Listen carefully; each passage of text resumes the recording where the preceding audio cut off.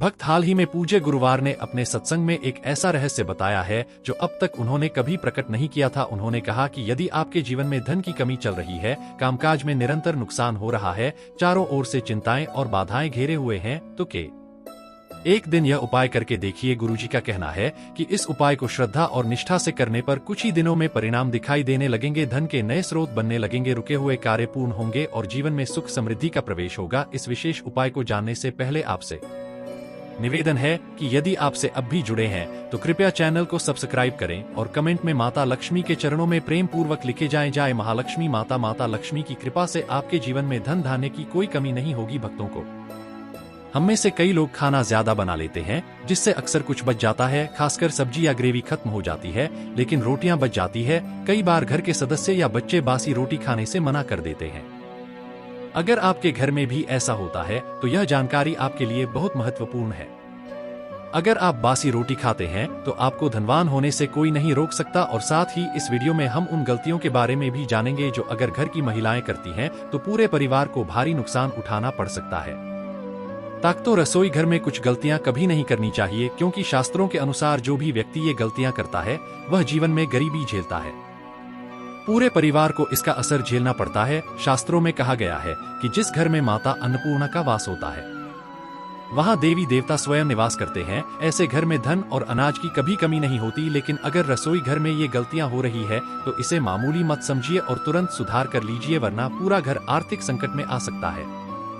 भक्त, अगर कोई व्यक्ति जीवन में सफलता चाहता है तो सबसे जरूरी बात है उसका स्वास्थ्य। जब शरीर स्वस्थ होगा तभी इंसान अपने लक्ष्य को प्राप्त कर सकता है। शास्त्रों के अनुसार अगर आपका रसोई घर स्वच्छ और सही स्थिति में है और आप इन गलतियों से बचते हैं तो माता अन्नपूर्णा प्रसन्न होती हैं और आपको धन धान्य से भर देती है।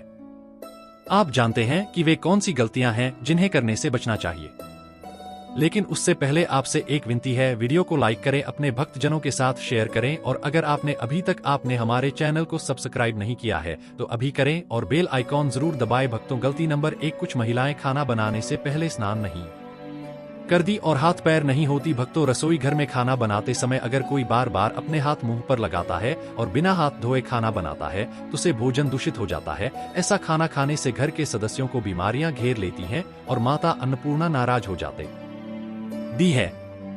ऐसे घरों में दरिद्रता का वास हो जाता है, जिससे वहां रहने वाले लोग सफलता प्राप्त नहीं कर पाते और उन पर राहु केतु का बुरा प्रभाव पड़ता है। इसलिए हमेशा स्वच्छ हाथों से ही भोजन बनाना चाहिए, क्योंकि ऐसा करने से माता अन्नपूर्णा प्रसन्न होती है। शास्त्रों में बताया गया है कि जिस स्थान पर महिलाएं भोजन बनाती हैं अगर वहां स्वच्छ न हो तो राहु केतु का बुरा प्रभाव पड़ता है। साथ ही देवी देवता भी प्रसन्न हो जाते हैं, जिससे परिवार के कमाने वाले सदस्य पर नकारात्मक प्रभाव पड़ता है। धीरे धीरे पूरा घर गरीबी की चपेट में आ सकता है। इसलिए रसोई घर को हमेशा साफ सुथरा रखना चाहिए और गंगाजल का छिड़काव करना चाहिए। ऐसा करने से माता अन्नपूर्णा आकर्षित होती हैं और परिवार के हर सदस्य को सफलता प्राप्त होती है।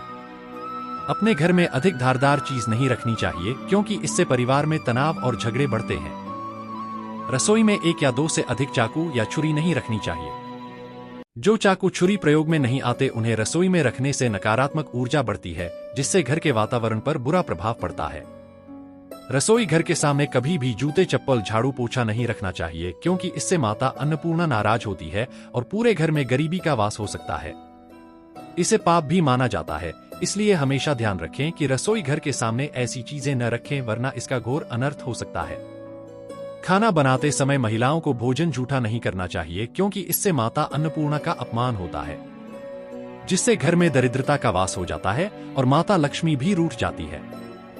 कई महिलाएं नमक या मसाले का स्वाद चखने के लिए खाना बनाते समय भोजन को जूठा कर देती है, लेकिन ऐसा नहीं करना चाहिए।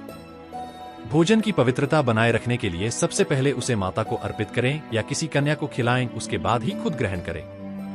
अगर आपके भोजन में बार बार बाल निकल आते हैं तो इसे हल्के में ना लें। ऐसा माना जाता है कि खाने में बाल आना राहु केतु के बुरे प्रभाव का संकेत है। इससे घर में गरीबी बनी रहती है और माता अन्नपूर्णा का अपमान होता है।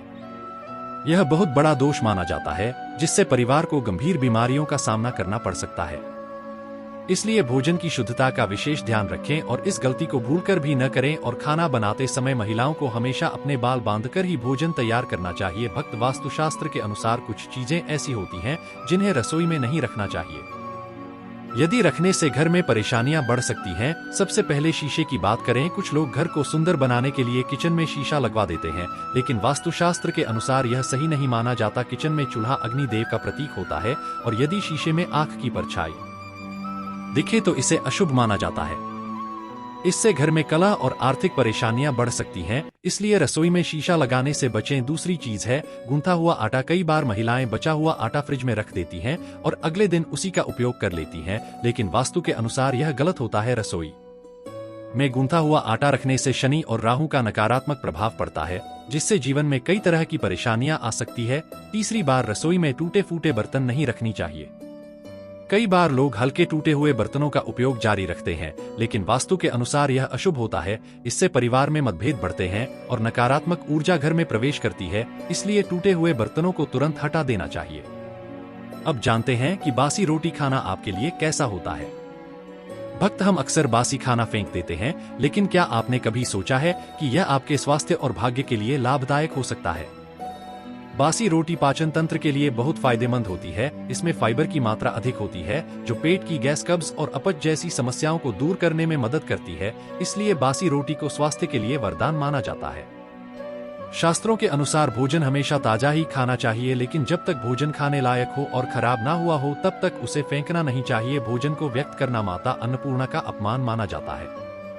जो व्यक्ति भोजन का सम्मान करता है और बासी भोजन भी सहेज कर खाता है, उस पर माता अन्नपूर्णा की विशेष कृपा बनी रहती है। लेकिन ध्यान रखें, अगर बासी रोटी खराब हो गई हो या उसमें फफूंदी आ गई हो तो उसे न खाएं, नहीं खाने दें, क्योंकि इससे आपके बच्चे की जान जा सकती है या आप खुद बीमार पड़ सकते हैं। बासी रोटी स्वास्थ्य के लिए फायदेमंद हो सकती है, लेकिन इसे लंबे समय तक घर में रखना हानिकारक हो सकता है। अगर रोटी में फफूंदी या रेशे आ गए हैं तो उसे तुरंत फेंक दें और कभी भी रखा। अब भक्त हम आपको पूज्य गुरुजी द्वारा बताए गए एक प्रभावशाली और चमत्कारी उपाय के बारे में बताएंगे, जो आपकी किस्मत को चमका सकता है और आपको लाभ देगा। सनातन परंपरा में गाय माता गंगा और गायत्री का विशेष धार्मिक महत्व है। मान्यता है कि गौ माता के शरीर में 33 कोटि देवी देवताओं का वास होता है। इसलिए जो व्यक्ति गौ माता की सेवा करता है उस पर सभी देवताओं की कृपा बनी रहती है। गौ सेवा से न केवल इस जन्म के बल्कि पूर्व जन्मों के भी दोष समाप्त हो जाते हैं। हर सुबह जब आपके घर में भोजन बनाना शुरू हो तो सबसे पहली रोटी गाय माता के लिए निकालें। भोजन करने से पहले यह रोटी गौ माता को अर्पित करें। यदि संभव हो तो काली गाय को रोटी खिलाएं, और यदि काली गाय ना मिले तो सफेद गाय को खिला सकते हैं। ध्यान रखें कि गाय माता को ताजी रोटी ही दे। अगर आप रोटी बनाकर रख दी और अगले दिन खिलाने का सोचा तो वह बासी मानी जाएगी। वहीं माता को कभी भी बासी रोटी न खिलाएं, क्योंकि इससे घर में नकारात्मक ऊर्जा प्रवेश कर सकती है और आपके बनते काम बिगड़ सकते हैं। इसके अलावा खराब या सड़ी गली चीजें भी गाय माता को नहीं खिलानी चाहिए। कई लोग घर में खराब हो चुके फल और सब्जियां गाय को खिला देते हैं, जो गलत है। ऐसा करने से आप उस भोजन के दोष के भागीदार बन सकते हैं। अब एक और खास उपाय, आटे की 11 लोहिया बनाएं और उन पर हल्दी लगाएं। इसके बाद श्रद्धा भाव से एक एक कर गौ माता को ये लोहिया अर्पित करें। हर बार जब आप उन्हें रोटी दे तो प्रेम पूर्वक उनके सिंह, पीठ और मस्तक पर हाथ फेर अंत में श्रद्धा से उनके चरणों का स्पर्श करें। यही सच्चा आभार होता है उस देवी स्वरूप का जो हमारे कष्ट धरने में समर्थ है। गुरुजी कहते हैं कि यह सरल सा दिखने वाला कर आपके जीवन के गहरे दुखों को धीरे धीरे हर नहीं लगता है।